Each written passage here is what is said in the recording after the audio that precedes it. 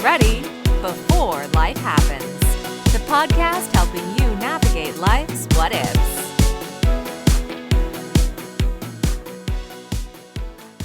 Welcome to the Get Ready Money podcast, changing the way we think about money. I'm your host, Tony Stewart. Today, I'm joined again by Rishi Vamdatt, the teenage creator of Peasy Finance, a multi-award-winning platform that makes financial literacy fun and accessible for kids, parents, and beginners. Rishi, welcome back to the podcast. Great to have you back. I'm happy to be back, and thanks for the kind words, Tony. Yeah, definitely been a fan of your work. And, so to get started, tell us a little bit again about your origin story and how you became one of the most recognized voices in financial literacy. Yeah, thank you. It all started when I was 6 years old, and I read a book that my parents were using at the time. I Will Teach You to Be Rich is the name of the book. And that was about practical money management. So what adults can do to manage their money more effectively. But when I read that, I was really interested, and I actually read the whole book, even though I was just six at the time.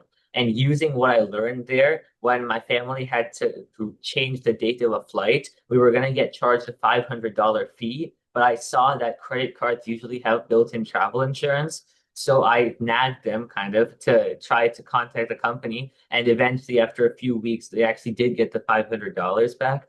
And ever since then, I've been really interested in learning more about finance. So I asked my parents to buy more books and magazines and other resources to help me learn more and become even more interested. But one thing I did notice was that a lot of the resources that were out there were really meant for adults. They could be kind of boring, or they weren't using simple language. And I was very interested in finance at the time, so I was able to get through that and still continue to learn and enjoy. But I thought a lot of my peers wouldn't be able to. And at the same time, I was able to explain financial concepts and discuss finance with adults really well. And I was able to explain things in more simple language. So I thought that I can be the one to bridge the gap and make financial literacy accessible for kids and beginners. And so that's why I started Easy Peasy Finance. And that was way back in 2018, in March 2018. So since then, I've consistently published at least one video every week, which is now over 1,000 videos. And since then, I've also appeared on multiple media outlets, podcasts like yours as well before. And I've also won multiple awards. And I've also improved my skills a lot by getting feedback from parents and teachers on the videos and just practicing more and more. And all this together, especially during the pandemic also, a lot of teachers started using the videos, and that also helped me just like spread financial literacy and get a bigger audience. So all of that together has brought Easy Peasy Finance to where it is today. Yeah, fantastic. And it is quite a platform. And so for people watching and listening, there'll be a link to the new platform so everybody can go check it out. And of course, at the end, we'll wrap up with the URL and everything. And we can talk a little bit more about it. I think one thing that I want to point out is just that not many kids get interested in money.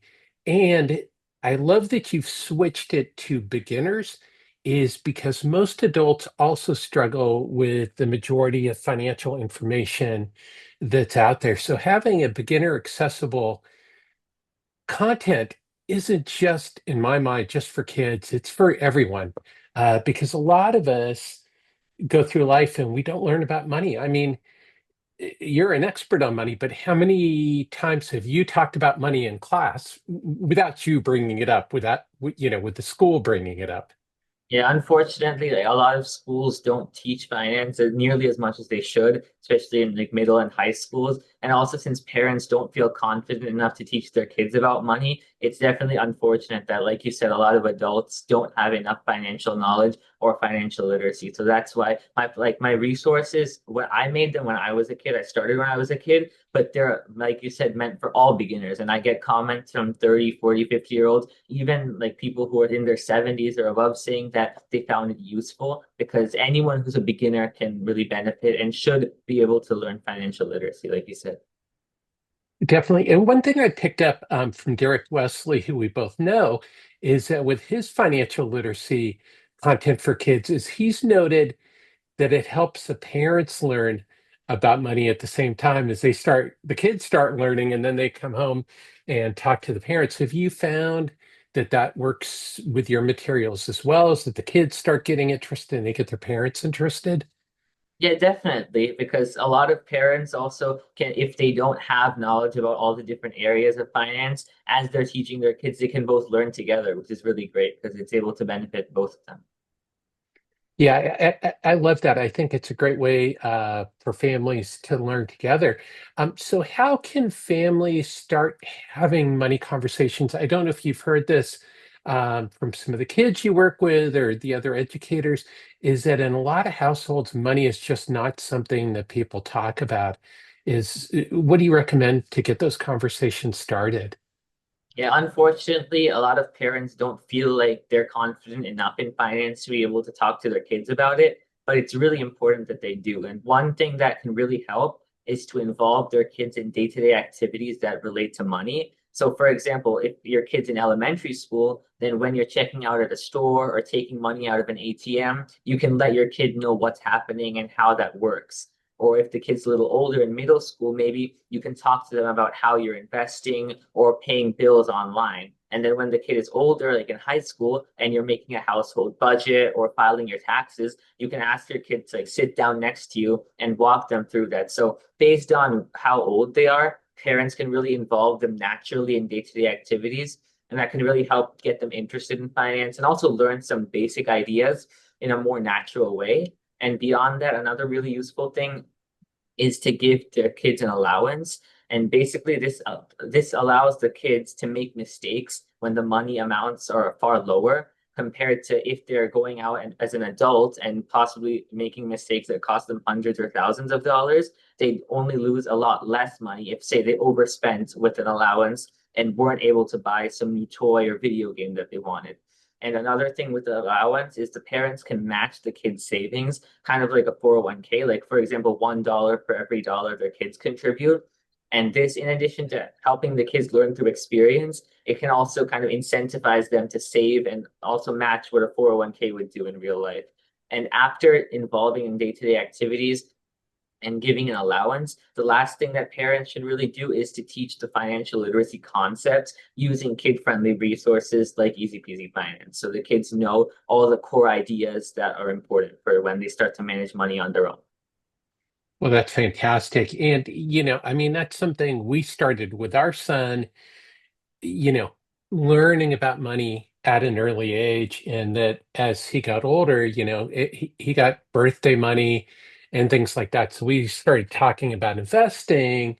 And he's heard me talk a lot about Benjamin Graham and Warren Buffett. He's probably sick of that. But, as you can introduce, like you said, the principles, rather than necessarily the specifics.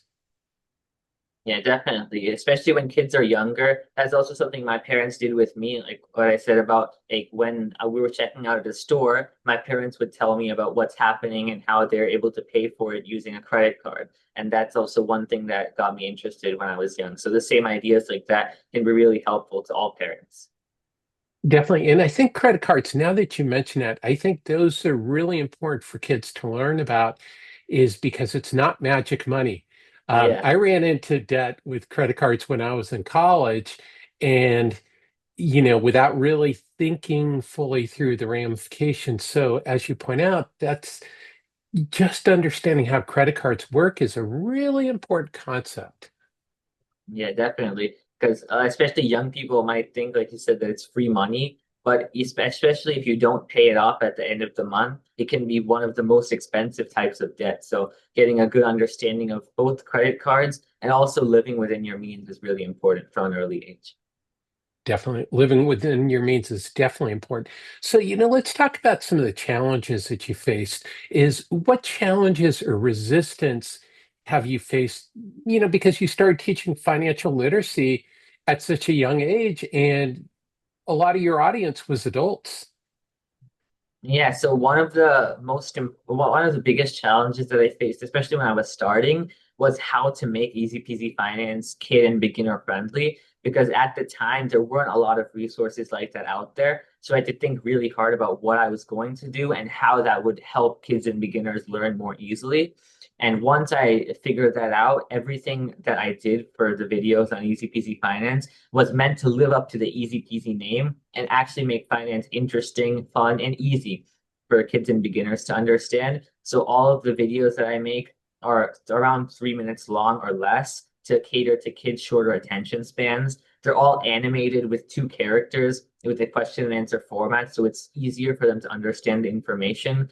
It's also using generally simple language, no complex terms or things like that, and plenty of videos, charts, infographics, other visuals to help kids learn and beginners learn even more easily. And I'm still doing that in the videos I make today. But another challenge, especially when I was starting out, is time management. Since I had to balance school and Easy Peasy Finance, that can still sometimes be challenging, but mostly I figured out a way to help me to stay on track with that, where I make a schedule of all the work I want to do for Easy Peasy Finance at the beginning of the week. For example, like edit a certain number of videos, write some scripts, things like that.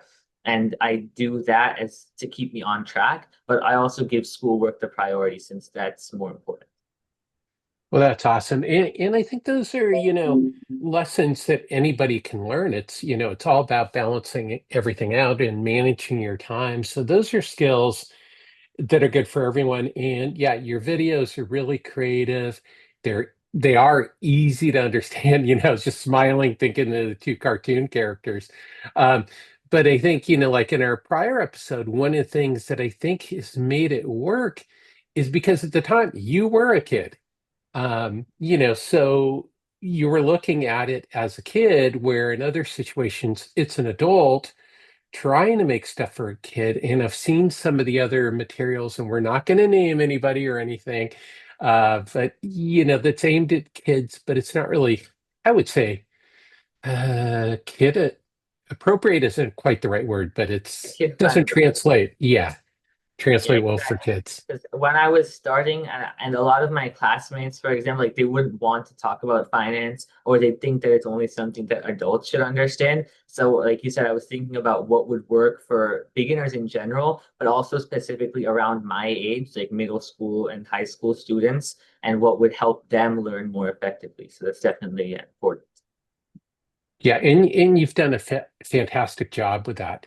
So, what are some key principles or strategies that you have found to be the most important for people to make complex money topics simple and engaging, Because some of the stuff you deal with is pretty complex.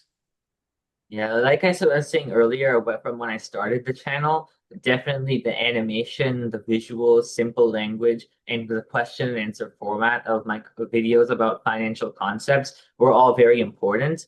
And now I've also started making more practical money advice videos or money tip videos, since both practical application and concepts are important to be financially successful. And with the videos I do now, those are with me on screen instead of the animated characters, and they're more focused towards young adults. But I still use simple language and plenty of photos, videos, infographics, and other visuals to help keep it beginner friendly. Well, that's awesome. And I think that's great that you're doing content that's aimed at an older age, is because I know that's something, I've done some talks to a couple college career centers and things like that. And, there's definitely a gap there as well for college students. So that's great that you're putting out content for that, that can be used by that age group as well. Thanks.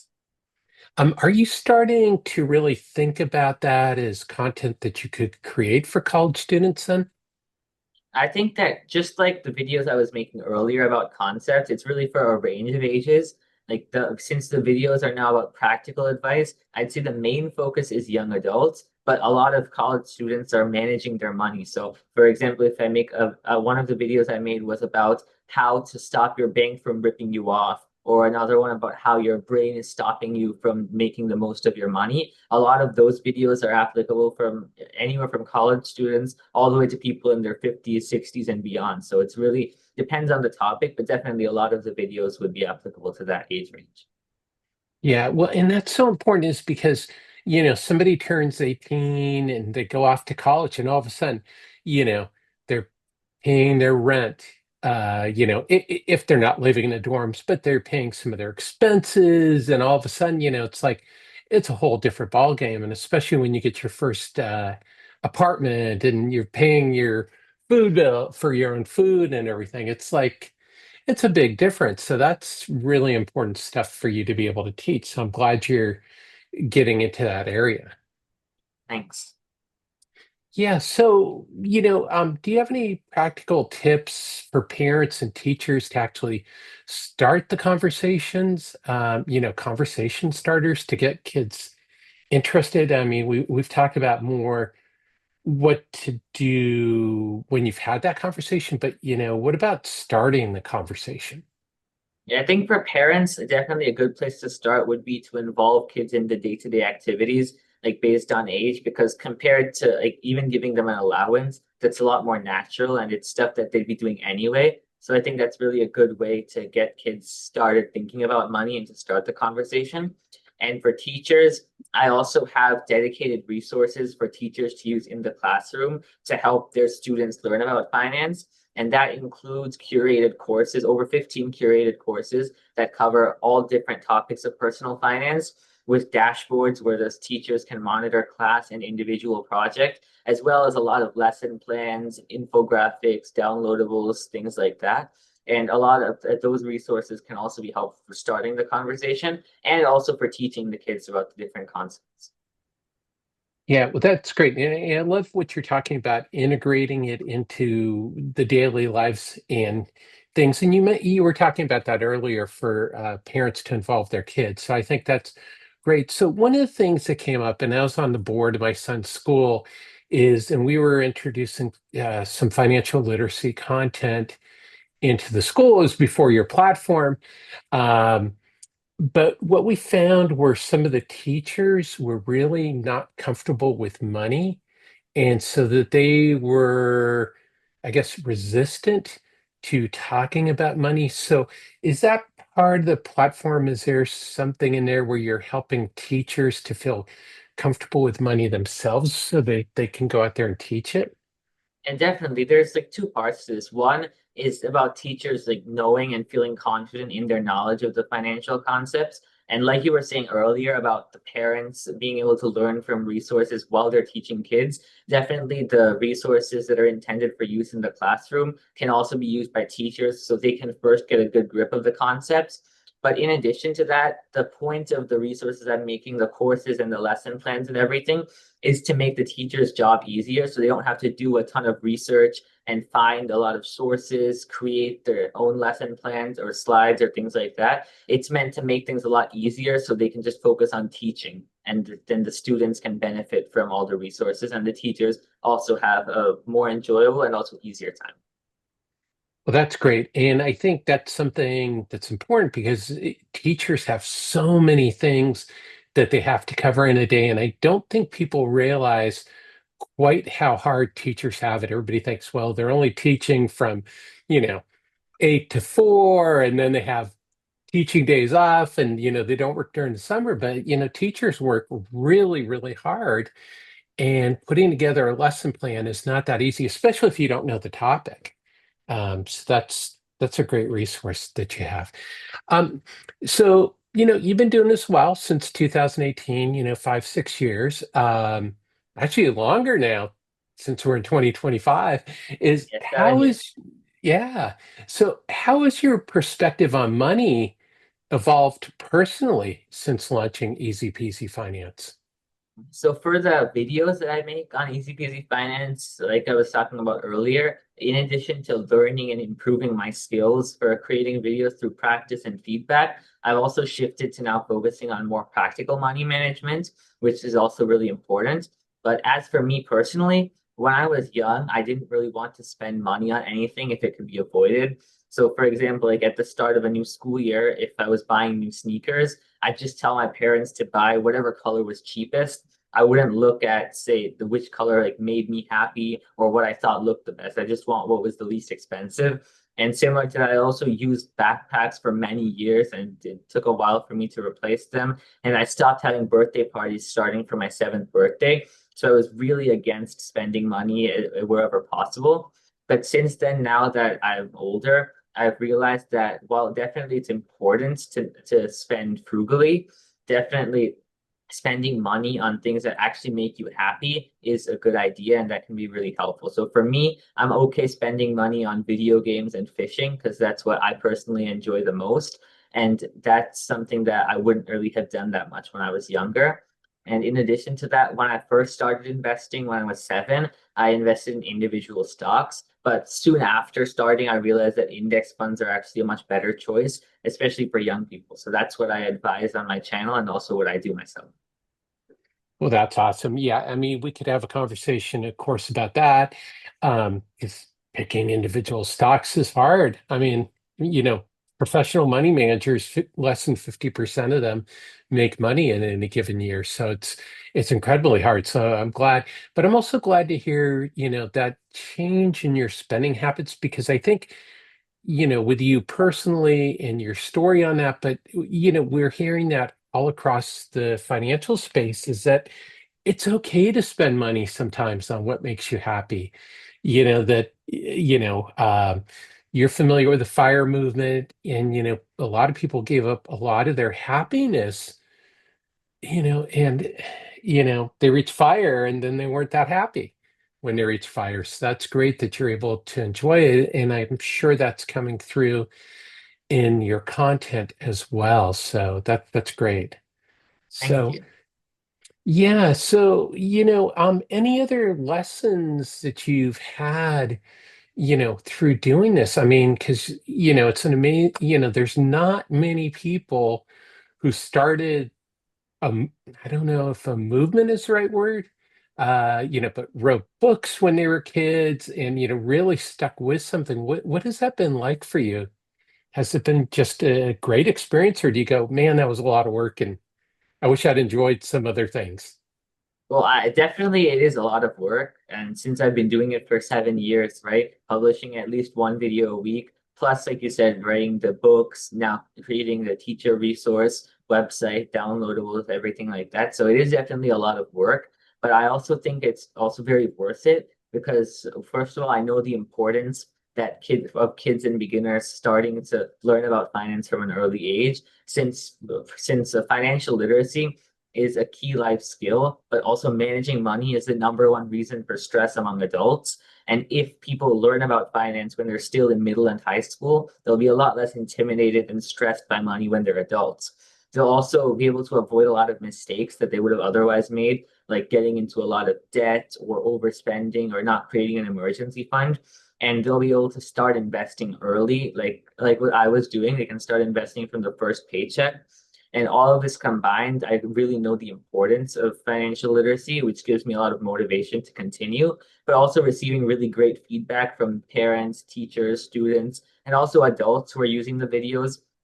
It's really nice to see how I'm able to help people with financial literacy and to gain knowledge and also make better decisions related to money. And that all gives me a lot of motivation to continue making videos. Well, that's awesome. And that's for anybody is finding something you're passionate about. It makes it a lot easier to keep doing if you're passionate about it. So that's awesome to hear. So, let's switch gears to wrap up the show. Is this what I call the Get Ready Hot Take Trio? These are 3 questions I ask all of my guests. The first one is, what's one money myth you're trying to break? Yeah, it's a one really big money myth that unfortunately a lot of people still believe is that you need a lot of money to start investing. Now, maybe like many years ago this was true, but nowadays a lot of people actually regret not starting earlier since now you don't really need a lot of money to start, right? So because of fractional trading, fractional shares, and zero commissions, you can start with a really small amount. And what's important is to start investing as early as possible since time is on your side and you can really benefit from compounding. Compound interest. That's one of the most popular responses I get on this show, and concepts that pretty much all of my guests swear by. So, I mean, I'm glad that you brought that up. And I think that what you're bringing up is really important is that, yeah, some people may have in their minds the days where you did need a lot of money to start investing and you had to buy, blocks of 100 shares and things like that, but that's not true today. So just super quick, can you name drop one or two of your videos that people could check out to learn about investing? And for investing, I've made quite a few videos, but some that I think could be really useful is one, a Gen Z investing guide. Since a lot of young people want to start investing and can really benefit, I made a video specifically for Gen Z. And another one is 80% of investing knowledge in under 8 minutes. And in that one, it gives some more advanced information and as well as like specific strategies that people can use and specific investments that they should buy to maximize their returns over the long term. Fantastic. Well, thanks for sharing that. So, let's get out the time machine. We're going to go back a few years to, like when you first started out in 2018. What money advice would you give that younger self, knowing what you've learned now over the last 7 years? It's definitely one important thing is that I would have wanted to start investing in index funds earlier. I already made that change not too long after I started, but I would have definitely given that advice to my past self. And also, like I was talking about earlier, that it's okay to spend on wants in moderation if it's something that really makes you happy. It's okay to stay on wants, to spend on wants in moderation. I take notes as I go, so I love that. That makes all the sense in the world, and I think for everybody that's a powerful message. And I think also your message about the diversified funds. Diversification is a very powerful concept, so I'm glad you brought that up as well. So to wrap up, what is your number one tip for changing the way we think about money? I'd say the most important thing, similar to what I was saying earlier, is that people start investing as soon as possible. And it doesn't have to be a lot of money to start. Now, even just $50 or $50 a month is enough to grow into a lot more by the time you retire, especially if someone's young, like you're talking about college students or someone in their 20s. At that age, investing any amount is way better than not investing at all. So, whatever you can afford, you should start investing now. But also, a lot of people at that age might fall for trends or hot stocks or fads or things like that. So it's important to not get tricked by that and just invest in index funds consistently and for the long term, because that's the best strategy overall for investors. Yeah, and I think you hit on something that's really important for people is to be careful of a lot of the advice that you hear out there because you have to ask, like, okay, is this biased? Is this person making money from this investment strategy? And with a platform like yours, is you are about the education. You're not making investment recommendations. I'm assuming you're not running your own investment company now. So, to find a platform like yours where they can get good, solid information. So, speaking of which, where can listeners learn more about you and Easy Peasy Finance? And my YouTube channel, which has all of the videos I've made, is just search Easy Peasy Finance on YouTube. My website, which includes also downloadable content, different infographics, quizzes, things like that, in addition to all the videos and transcripts, that's easypeasyfinance.com. And if you're a teacher, I also have dedicated resources for use in the classroom, which includes curated courses, lesson plans, and other downloadables. And that's at easypeasyfinance.com/teachers. That's awesome. And for everybody watching and listening, if you do have access, you can go to the show notes and there will be links to Rishi's website and YouTube channel. So, Rishi, thanks for joining us today on the podcast. And thanks for having me, Tony. I had fun joining you and speaking. Yeah, it was great to have you back. And thank you, everyone, as always, for tuning in to this episode of the Get Ready Money podcast. If you learned something today to change the way you think about money, please be sure to share and subscribe. You can also go to my website at tonystewart.com to join the Get Ready movement and get access to a whole range of free resources to help take control of your financial life. Until next time, let's change the way we think about money.